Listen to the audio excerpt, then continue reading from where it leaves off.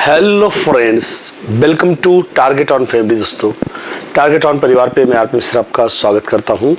तो आइए दोस्तों, हमने अभी पिछले सेशन में देखा क्या समस्या समाधान की प्रमुख विधियां और दोस्तों बाधाएं। और यकीन करिएगा आज का ये प्रश्न दोस्तों, आज का ये सेशन एक वरदान साबित होगा। कभी भी दोस्तों, कभी भी आपसे शायद इस चैप्टर में अब दोबारा कभी गलतियां नहीं होगी। I can assure you that, मैं आपको ये अश्योर कर सकता हूं।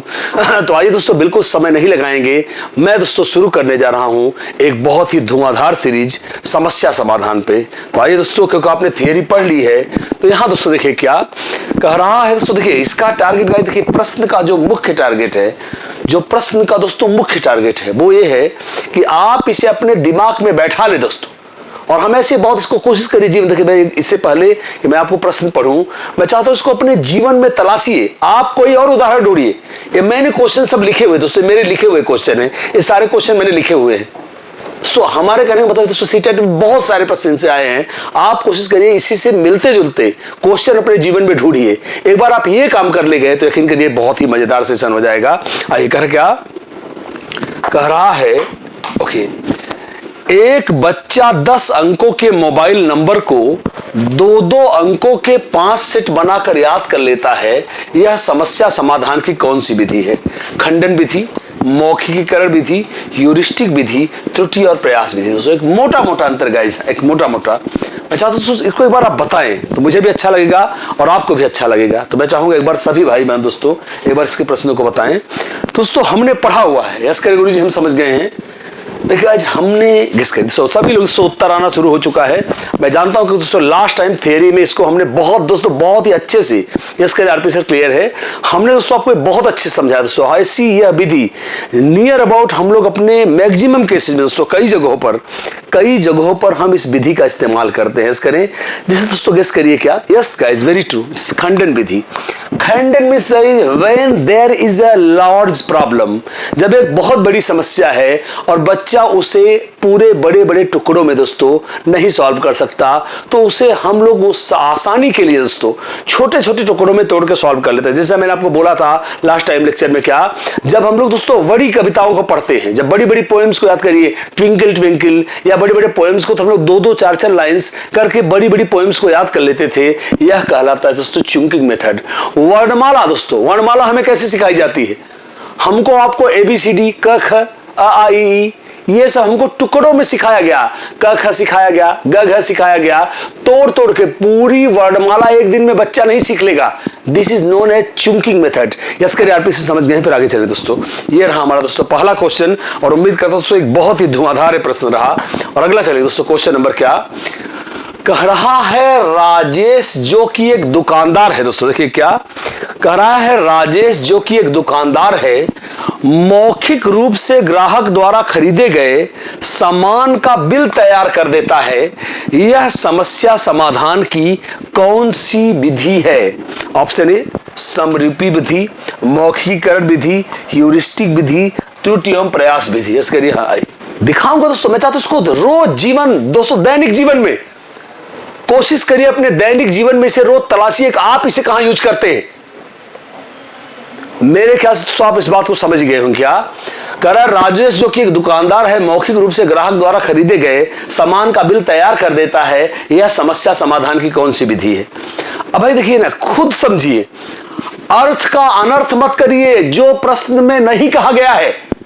बाकी तो सोचिए, मैं आपको बराबर लगातार बोल रहा हूं कि जब भी आप सीटेट के प्रश्नों का उत्तर दीजिए तो कोशिश करिए जो प्रश्न में नहीं कहा गया है वो आपका उत्तर नहीं हो सकता, इसलिए उसके चक्कर में मत पड़िए, उसके चक्कर में कभी मत पड़िए, तभी ठीक है। चलिए एक उदाहरण देकर समझाता हूं। क्या अब तो जरा सोचिए, क्या यहां समान जैसा? बिल्कुल दोस्तों, मैं जानता हूं आपने पढ़ा हुआ है, हम लोग। बाकी आइए दोस्तों, हम शुरू करते हैं जिसके लिए हम लोग जाने जाते हैं। शुरू करिए इसका कैसा analysis. This is known as postmortem analysis. आइए पोस्टमार्टम एनालिसिस। क्या यहां कुछ समरूप समानता दिख रही है? नहीं दिख रही है। क्या यहां ह्यूरिस्टिक दिख रहा है? नहीं दिख रहा है। क्या यहां कोई ट्रायल एरर हो रहा है? दोस्तों प्रश्न खुद समझिए। क्या यहां गलती और प्रयास की बात हो रही? नहीं भाई, इसे हम लोग क्या बोलते हैं समझिएगा। इसका उत्तर बिल्कुल सो, उत्तर the right answer is going to be B. बिल्कुल सो, मैं जानता हूं आपने उत्तर दे दिया और यही हमारे लिए इंपॉर्टेंट है। पर दोस्तों जरा सोचिए कैसे, जैसे आप चाय बना रहे हैं भाई, अब भैया हम चाय बना रहे अपनी गर्लफ्रेंड से बतिया रहे हैं, का डाले भूल गए गर्लफ्रेंड से बतलाने के चक्कर में हम भूल गए चाय में का डाले। अब ये याद किए हैं यार रुको, अरे यार रखो फोन यार क्या।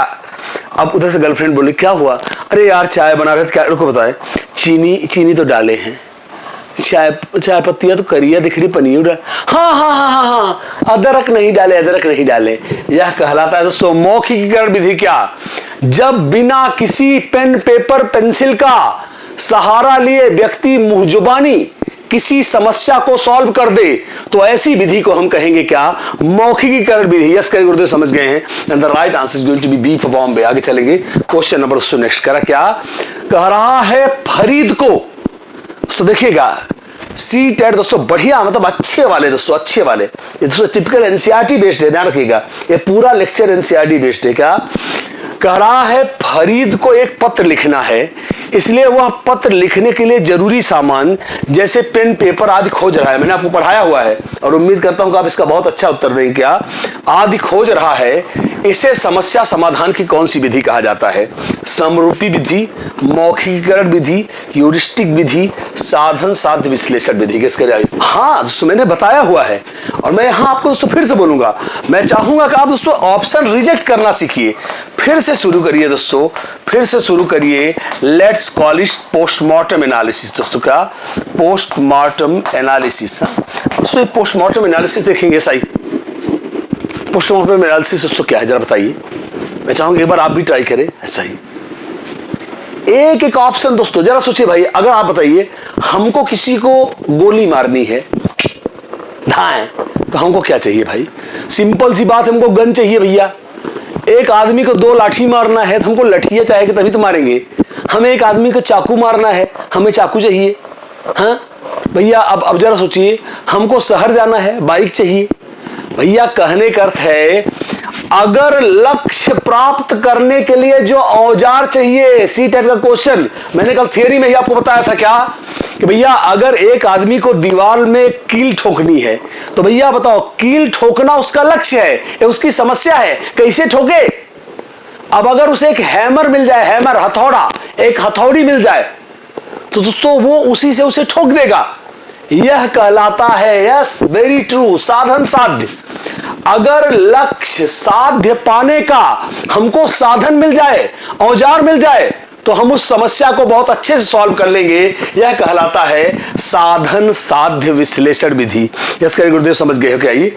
और अब चलेंगे दोस्तों क्वेश्चन नंबर नेक्स्ट पर। क्या कह रहा है सुनीता, देखते जाइए दोस्तों। क्या कह रहा है, सुनीता जो सीटीटी 2022 की परीक्षा में दोस्तों बैठी है, देखिए क्या बैठी है दोस्तों, क्या उसे बाल विकास के 7वें प्रश्न में परेशानी हो रही है। वो कुछ देर बाद उसे अचानक याद आया क्या कि यह प्रश्न तो 2017 में भी आया था। यह समस्या समाधान की कौन सी विधि है? समरूपी विधि, सूझ विधि, ह्यूरिस्टिक विधि, त्रुटि और प्रयास विधि। तो शायद आपको थोड़ा वो लगे, इसलिए मैं थोड़ा सा इसको बड़ा कर दे रहा हूं। ठीक है, हल्का समय से बड़ा कर रहा हूं। ये देखिए, चलिए मैं इसको थोड़ा सा हल्का सा इसका क्लियर, सो इसको मैंने थोड़ा सा बड़ा कर दिया है। अगर आप देखें थोड़ा बड़ा हो गया। क्या कर सो अब देखिएगा इस समरूपी, अब कर दोस्तों क्या, अब आप खुद लगाइए दोस्तों। क्या अब मैंने दोस्तों जब लेक्चर दिया तो मैंने बोला कुछ विधियां ऐसी हैं जो आप डीएलएड के फर्स्ट ईयर से पढ़ रहे हो, इसके लिए हमको थियरी में लेक्चर देने की जरूरत नहीं गाइस, कुछ चीजों पे कमांड भी होना चाहिए। और हमने दोस्तों यस करें, हाँ गुरुजी, और सभी लोगों ने दोस्तों उत्तर दे दिया है, क्योंकि इसमें आप पारंगत हो। इस टाइप के बहुत सारे क्वेश्चन हम पहले सॉल्व भी कर चुके हैं। नन कर दिया जाए, हाँ गुरुजी समझ गए हैं। आई अब दोस्तों जरा बताइए, समरूपी क्या इसमें समान कुछ है? नहीं है। क्या यहां पर ह्यूरिस्टिक विधि है खोजना? नहीं दोस्तों। क्या त्रुटि प्रयास यहां हो रहा है? नहीं। यहां गलती और वो बिल्कुल नहीं हो रहा दोस्तों। The right answer is going to be, करें सही उत्तर है दोस्तों। क्या सही उत्तर है मेरे बच्चों? क्या सही उत्तर है C for Chennai, sorry B for Bombay is the right answer. तो सब लोग सुन चुके हैं क्या? हमने सुल्तान और चिंपैंजी की कहानी सुनी है। सुल्तान के कोहलर की अगर दोस्तों उसको मालूम होता, क्या करना था, खुद सोचिएगा इस सूझबुद्धि कैसे है। सुल्तान के कोहलर के चिंपैंजी को सिर्फ एक काम करना था, वो क्या था, बॉक्स रखकर केले खाने थे। यह बात उस गधे को कई घंटे बाद समझ में आई। अचानक वो बक्सा जब देखता है, अगर उसको पहले से मालूम होता सीधा बक्सों ही न रख लेता। अचानक ही किसी समस्या से जुड़े सभी विकल्पों पर चिंतन करते हुए ही अचानक ही किसी समस्या का आइडिया, मेंटोस, दिमाग की बत्ती जली, यह सूझ कहलाता है। इसका गुरुजी क्लियर है।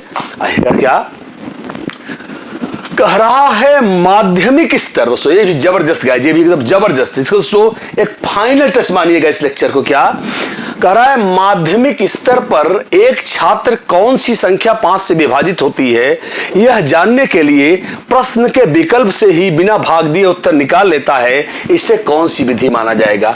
समरूपी विधि, पश्चिगामी विश्लेषण विधि, ह्यूरिस्टिक विधि, त्रुटि और प्रयास विधि। गाय खुद देखिएगा। देखिए हमेशा मैं आपको सुझाव रखिएगा, मैं आपको बार बार बताता हूं, मुझे नहीं पता आप इस बात को कितना समझ पा रहे हो। क्या आपका प्रश्न ही आपकी अंतिम पूंजी है? जो प्रश्न में नहीं कहा गया है डार्लिंग्स, उसे ध्यान रखिएगा, वो आपका उत्तर नहीं हो सकता। प्लीज अपने से दिमाग ना लगाएं, प्रश्न ही आपका अंतिम साधन है। आइए देखते हैं सके बताया हुआ है दोस्तों, थियरी में भी पढ़ाया हुआ है। डन कर दें। हाँ जी गुरुजी क्लियर है। आइए द राइट आंसर बिल्कुल देखिए, फिर से देखिए। क्या अब एक भाषा में समझिए, क्या यहां क्या समानता जैसा समरूपी क्या है कि हमने पहले एक सूत्र पर सवाल लगाया था, आज एक सवाल उसी सूत्र पे फिर आ गया। अरे यार जैसे पहले लगाए थे वैसे लगा लेंगे। यह समरूपी विधि है, आपका उत्तर नहीं है। ह्यूरिस्टिक विधि, अनुमान के आधार पर यहां कोई काम नहीं हो रहा है। अगला क्या है दोस्तों, त्रुटि प्रयास हो ही नहीं रहा है। द राइट दोस्तों, पश्चिगामी का अर्थ है पीछे जाकर विश्लेषण करना।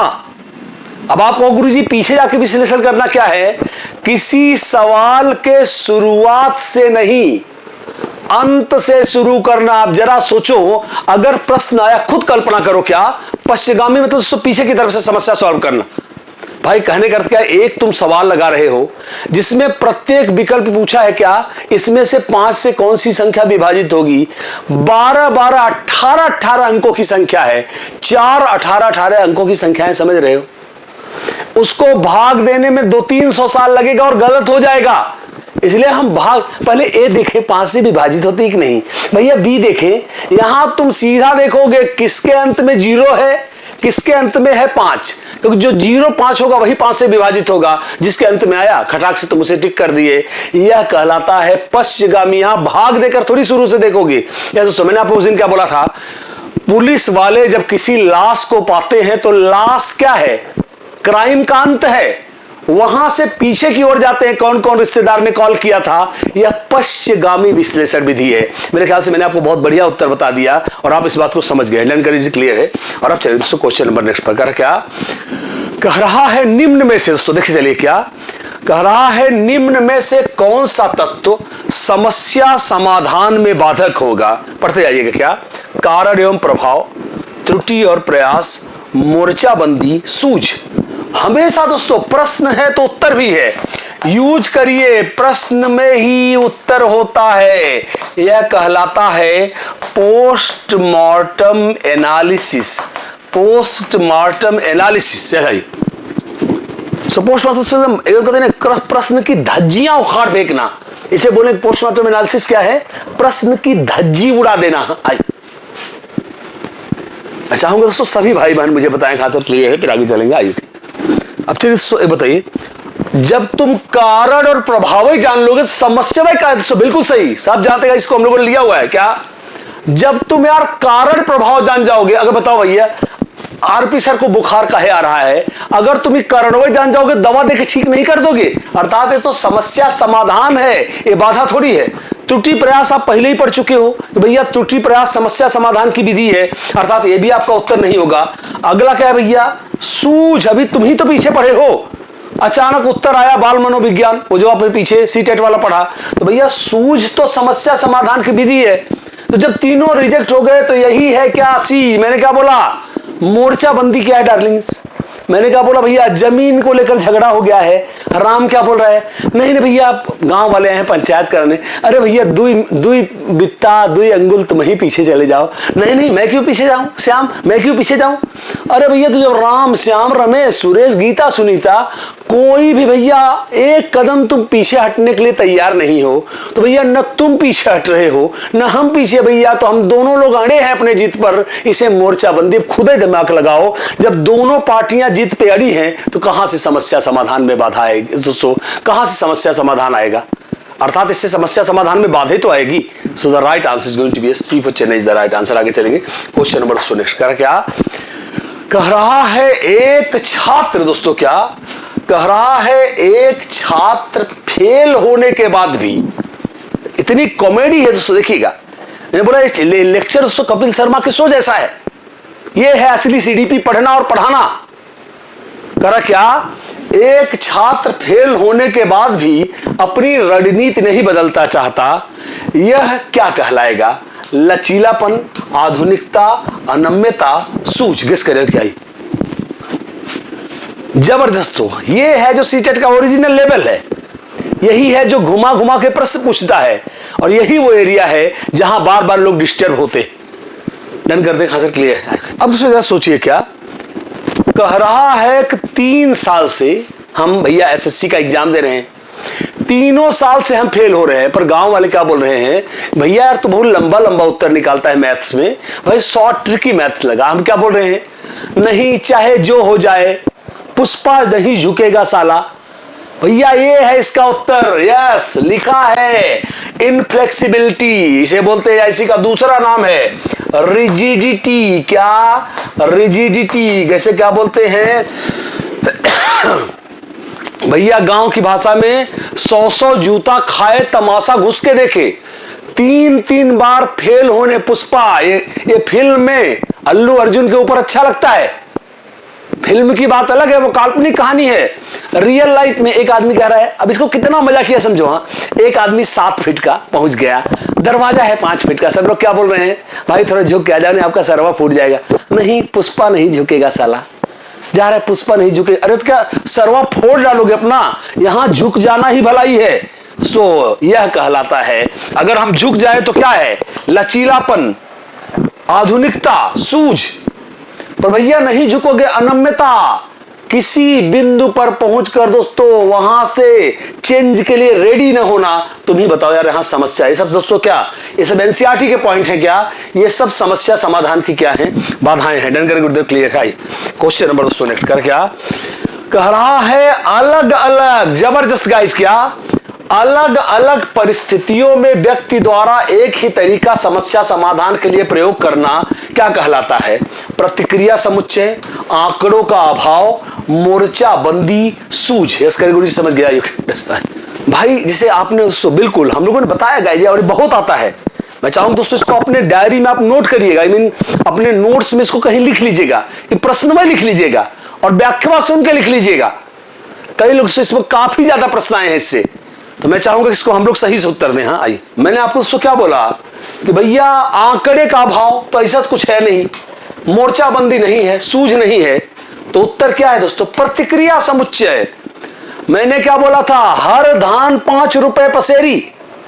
क्या सोनम चावल, क्या बासमती, क्या दोस्तों सस्ता सा चावल, अपने को हर चावल एक जैसा लगता है। तो भैया तुम दिमाग से मोटे ही आदमी कहे जाओगे ना। अब क्या कहलाता है भैया, प्रतिक्रिया समुच्चय। सुन ले गांव की भाषा में दोस्तों, सुने क्या, वो पुराना एक जोक है, गांव में लोग सुनाते हैं। गांव में दोस्तों खूब सारी पुराने दोस्तों बहुत सारी दोस्तों लोकोक्तियां हैं, मुहावरे हैं। लोग क्या बोलते हैं, एक आदमी गया 3 ठो अंग्रेजी का वर्ड सीख के आया, यस नो वेरी गुड। मतलब चाहे जो बोलोगे वो 3 ही जानता है तो वही करेगा क्या, यस नो वेरी गुड। हाँ बोले भाई तुमको 2 लात मारूंगा, यस, मारू नो, जुतियाऊं वेरी गुड। अरे भाई तो कहने का अर्थ क्या है, जब तुम समझ ही नहीं रहे हो तो क्या, यह कहलाता है रिस्पॉन्स सेट। क्या भैया आरपी सर उस दिन क्या बोला था, भैया हमको एक फार्मूला आता है, वो है प्रॉफिट का, SP minus CP is equal to profit. अब मेंसुरेशन में भी वही फार्मूला लगा रहा हूं, मैं कंपाउंड इंटरेस्ट में भी वही फार्मूला लगा रहा हूं, ट्रिग्नोमेट्री में भी वही फार्मूला लगा रहा हूं, अलजेब्रा में भी वही फार्मूला लगा रहा हूं। तो भी बताओ यार सवाल कैसे आएगा। कह रहा है समस्या तो बदल रही है, पर हल करने का तरीका नहीं बदल रहा है। So the right answer is going to be दोस्तों प्रतिक्रिया समुच्चय। क्या दोस्तों? क्या कुछ निश्चित तरीकों को ही हर जगह यूज करना है। आइए डन, आगे नेक्स्ट क्वेश्चन कह रहा है, अब ये देखिएगा गाइस, ये दोस्तों अपने बहुत ही तगड़े क्वेश्चन है। देखिए क्या कह रहा है, क्योंकि एक मकान एक ही दिन में नहीं बनाया जा सकता, इसलिए इसे चरण दर चरण क्या बनाना समस्या समाधान की कौन सी विधि है? उपलक्ष्य विश्लेषण विधि, पश्चगामी विश्लेषण विधि, कारण प्रभाव विधि, कलन विधि। दोस्तों किस करिए? हाँ, अब गाइस जब आप खुद अंदाजा लगाइएगा इसका उत्तर क्या हो सकता है, कुछ समझ में आया? अगर तुम्हारे पास पैसा भी है तो भी तुम मकान को एक दिन में नहीं बना सकते। अरे भैया दिवालिया बनाओगे तभी तो छतवा डालोगे, और नींव नहीं पकेगी दीवार बनाओगे कैसे? कह रहा है दोस्तों जब कोई कर्ज, चूंकि ना रखिए, कंफ्यूज मत होइएगा, इस समय आपके दिमाग में डाउट आ रहा होगा, हम पहले क्लियर कर दें। गुरुजी चुंकिंग मेथड तो यही है? नहीं चुंकिंग नहीं दोस्तों। चुंकिंग में तुम चाहते तो पूरी कविता एक दिन में याद कर सकते थे, पर तुमने सरलता के लिए 3-3 लाइन में बांट लिया। यहां ऐसा नहीं है, यहां चाहो भी पूरा मकान एक दिन में नहीं बनेगा, इसलिए पहले बालू। क्या ये बताओ, जब तुम घर बनाना शुरू करते हो क्या पेंट और दरवाजा लिंटर का सामान खिड़की उड़की उसी दिन ला देते हो क्या? पहले बालू गिट्टी सरिया आती है, पहले नींव का टारगेट होता है, फिर दीवार उठाने का। दोस्तों बड़े से काम को छोटे छोटे लक्ष्यों में, छोटे छोटे सब गोल में, गोल को उप लक्ष्यों में बांट कर लिया जाता है, और यह कहलाता है दोस्तों A for America is the right answer. कई लोगों ने दोस्तों उत्तर दिया भी था, ऐसा नहीं है।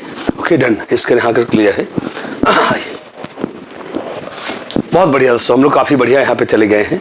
डन, आगे क्वेश्चन नंबर दोस्तों नेक्स्ट कर क्या कह रहा है, एक छात्र, तो मैंने आपको ये पढ़ाया हुआ है तो उत्तर गलत मत दीजिएगा। इसका कह रहा है, एक छात्र का बोडमास के चरणों को सही क्रम में प्रयोग करते हुए एक प्रश्न का सही उत्तर निकाल लेना समस्या समाधान की कौन सी विधि है? उपलक्ष्य विश्लेषण विधि, पश्चगामी विश्लेषण विधि, कारण प्रभाव विधि, कलन विधि। किसके लिए क्या है? मैंने दोस्तों आपको पढ़ाया हुआ है, अरेस्ट करे गुरु जिसको बहुत बढ़िया। दोस्तों देखिए, जहां तक मैं जानता हूं बच्चा समस्या समाधानकर्ता के रूप में इस टॉपिक को वास्तव में सीटेट में इस नाम से जानते हैं, तो हमने इसको इतना बढ़िया पढ़ा दिया है कि उम्मीद करता हूं कि अब आपको इसमें कोई भी समस्या नहीं होगी। किस करिए? आई अब भाई आप खुद समझो ये क्या कह रहा है। मैंने आपको बोला था एक ही ऐसी विधि है जिसमें समाधान की गारंटी होती है, सॉल्यूशन पक्का आएगा, और मैंने उस विधि को क्या बोला दोस्तों? मैंने बोला था कलन विधि। क्यों? तो मैंने आपको ये बताया दोस्तों कलन विधि क्यों? क्योंकि इस विधि में समस्या के समाधान तक पहुंचने के कुछ निश्चित चरण होते हैं। अगर तुमने चरणों को सही से फॉलो किया तो पक्का गारंटी है कि सही उत्तर आएगा। क्या है भैया? बोडमास सब लोग जानते हैं, पहले ब्रैकेट हटाओ, फिर ऑफ हटाओ, भाग दो, फिर गुणा करो, फिर जोड़ो, फिर घटाओ। अगर यार तुम ही बताओ इन 6 को तुम सही से फॉलो करोगे, बताओ सही उत्तर की गारंटी है या नहीं? यह दोस्तों कहलाता है कलन विधि। क्या? क्योंकि इस विधि में समस्या समाधान के कुछ निश्चित चरण दिए होते हैं। अगर हम उन चरणों को गारंटी से सही से फॉलो करेंगे तो उत्तर पक्का सही है तो आएगा। मैंने क्या बोला था? अगर आपको मोबाइल पर एक ऐप इंस्टॉल करना है तो आप क्या करोगे? लोग चरण क्या है? चरण 1 गूगल प्ले स्टोर पे जाओ, चरण 2 ऐप को सर्च करो, चरण 3 ऐप को इंस्टॉल करो। अब यार तुम बताओ इन तीनों चरणों को अगर तुम सही से फॉलो करोगे तो सही उत्तर की गारंटी होगी या नहीं? बताओ भैया, पक्का तुम्हारा ऐप इंस्टॉल हो जाएगा या नहीं? बताओ। यह कहलाता है दोस्तों कलन विधि। ध्यान रखिएगा, थोड़ा सा इंपॉर्टेंट है। आइए नेक्स्ट हमारा दोस्तों अगला पॉइंट नेक्स्ट कह रहा है रमेश। क्या ये एक बहुत खास प्रश्न है दोस्तों, कंफ्यूज मत होइएगा, ये सीटेट का एक प्रश्न है दोस्तों, इसको ध्यान देके दोस्तों, बहुत ध्यान से, क्योंकि इसमें आपको कंफ्यूजन बहुत तेज होगा। हाँ आइए कह रहा क्या कह रहा है, रमेश एक खराब हो चुके यंत्र के पुर्जों को अनुमान के आधार पर ठीक कर देता है। यह समस्या समाधान की कौन सी विधि है? समरूपी विधि, पश्चगामी विश्लेषण विधि, ह्यूरिस्टिक विधि, त्रुटि और प्रयास विधि। गाइस हाँ गेस करें। बहुत दोस्तों ये क्वेश्चन बहुत ही तगड़ा है गाइस, बहुत तगड़ा है गाइस, बहुत आपकी उम्मीद से कई गुना बेहतर एक क्वेश्चन है। हाँ मैं चाहता हूं दोस्तों आप इसका उत्तर दें, मुझे भी अच्छा लगेगा। इसका दीजिए जी सर, क्लियर है? Okay done.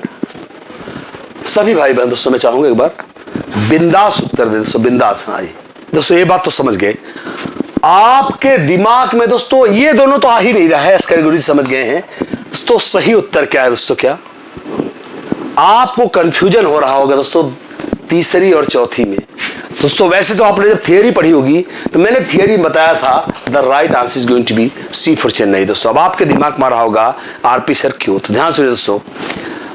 दोस्तों वैसे तो काफी चीजें इन दोनों में मिलती हैं, इसी वजह से आपको कंफ्यूजन हो रहा होगा, पर दोस्तों दोनों में एक बहुत बारीक अंतर है। पहले वाले में लक्ष्य, सॉरी लास्ट वाले में लक्ष्य साफ होता है। थॉर्नडाइक ने त्रुटि प्रयास का नियम दिया है, बिल्ली का लक्ष्य साफ है, जब भी पिंजरा खुलेगा उसे भोजन खाना है, सिर्फ उसे पिंजरा खोलने का तरीका नहीं मालूम है, इसलिए वो त्रुटि प्रयास करती है। यस कहे आरपी सर, क्लियर है? नो बकवास, सीधी सीधी बात। लेकिन दोस्तों ये क्या कर रहा है, अनुमान के आधार पर, जैसे मोबाइल खराब हो गया है, उसको ये नहीं पता है खराब क्या है, कभी कैमरा ठीक करता है। यस कहे आरपी, समझ गए? यस, कभी कैमरा ठीक करता है, कभी लाउड स्पीकर सही करता है, सॉरी स्पीकर, कभी साउंड सिस्टम सही करता है, कभी व्हाट्सएप सही करता है, कभी चिप देखता है। तो उसको पता ही नहीं कि इस मोबाइल में खराब क्या है, अनुमान के आधार पर सही कर देता है। मैं खोजता हूं, यस करे, ह्यूरिस्को, जिससे ह्यूरिस्टिक निकला, इसका अर्थ है मैं खोजता हूं। इसलिए दोस्तों त्रुटि प्रयास नहीं, मुझे यकीन है आप समझ गए यह विधि क्या कहलाएगी, इसे हम ह्यूरिस्टिक विधि कहेंगे। इसके अगला से क्वेश्चन नंबर नेक्स्ट प्रकार क्या कह रहा है एक डॉक्टर। तो धीरे धीरे आपको सारी विधियां भी रिपीट हो गई। क्या कह रहा है, एक डॉक्टर का मरीज का रोग समझकर इलाज कर देना समस्या समाधान की किस विधि को दिखाता है? ऑप्शन ए उपलक्ष्य विश्लेषण विधि, पश्चिगामी विश्लेषण विधि, कारण प्रभाव विधि, कलन विधि। दोस्तों गेस करिए। जो प्रश्न बार बार दोहरा रहा हूं, जो प्रश्न में नहीं कहा गया, सीटेट पास होने का पहला मंत्र, जो प्रश्न में नहीं कहा गया है वह आपका उत्तर कभी भी नहीं होगा। नन करिए, क्लियर है क्या? इसको तो याद कर लीजिए, जो प्रश्न में नहीं कहा गया है उसको प्लीज उत्तर मत दीजिएगा, वो उत्तर गलत होगा। अब चलिए मैं आपको दोस्तों यहां पे दिखा रहा हूं, एक एक ऑप्शन काट रहा हूं और फिर से दोस्तों हम लोग शुरू करते हैं अपना कौन सा एनालिसिस दोस्तों, लेट्स कॉल इट क्या, पोस्टमार्टम एनालिसिस, जिसके लिए हम लोग इस सेशन को कवर कर रहे हैं। क्या अब दोस्तों जरा सोचिए, क्योंकि अब आप सारे पढ़ चुके हो तो आप बताने में मेरे को कोई दिक्कत नहीं गाइस। क्या उपलक्ष्य विश्लेषण विधि है, बड़े लक्ष्य को छोटे छोटे लक्ष्यों में बांटना।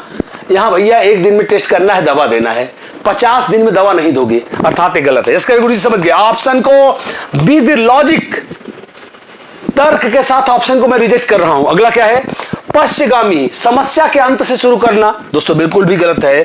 कारण दोस्तों the right answer is going to be C. क्या अगर दोस्तों हमको यह पता चल जाए भाई एक आदमी को बुखार, अरे भैया कल ही नहा लिए थे समूह को भैया, इसलिए इनको फीवर आ गया, समझ गया कि अब कौन सी दवा देनी है अगर नहाने से। अरे भैया कल ही बहुत काम किए थे गुरुजी, कुछ ज्यादा, कल रोज 6 घंटा काम करते थे, कल ओवर टाइम करके 12 घंटे दे दिए गुरुजी, बुखार आ गया है। तो डॉक्टर समझ गया कि भैया कुछ ज्यादा थकावट कारण बुखार आया है।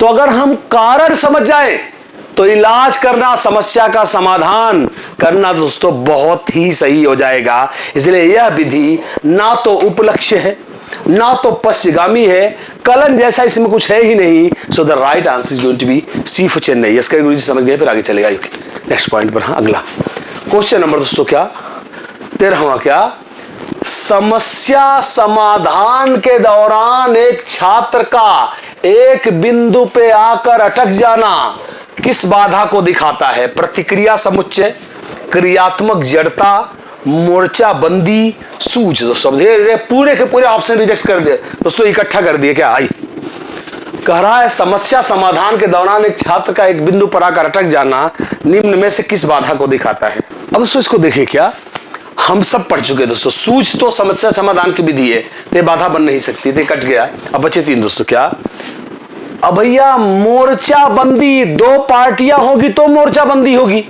अरे अकेले का तुम मोर्चाबंदी करोगे क्या? यहां एक ही पार्टी है। प्रश्न का उत्तर अपने आप साफ होता है, अर्थात ये भी दोस्तों आपका उत्तर नहीं होगा। प्रतिक्रिया समुच्चय, भैया क्या, हर धान 5 रुपए पसेरी, 21 सूत्र जानते वही हर जगह लगा रहे हैं, ये भी दोस्तों यहां नहीं कहा गया है। So the right answer is going to be दोस्तों बी।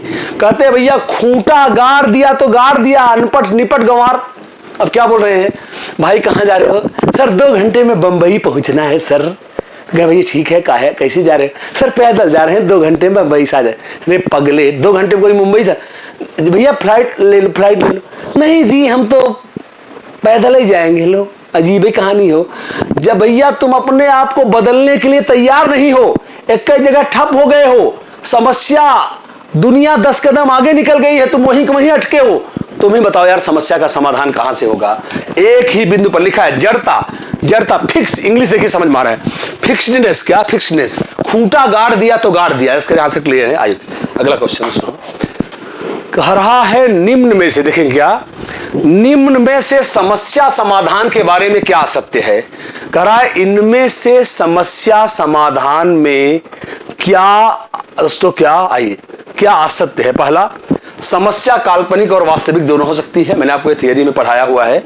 समस्या का समाधान होता है, हर समस्या का समाधान हमेशा होता है। समस्या समाधान के संकेत अनिवार्य हैं। समस्या किसी कार्य में आई बाधा को कहते हैं, इसके जवाब क्या?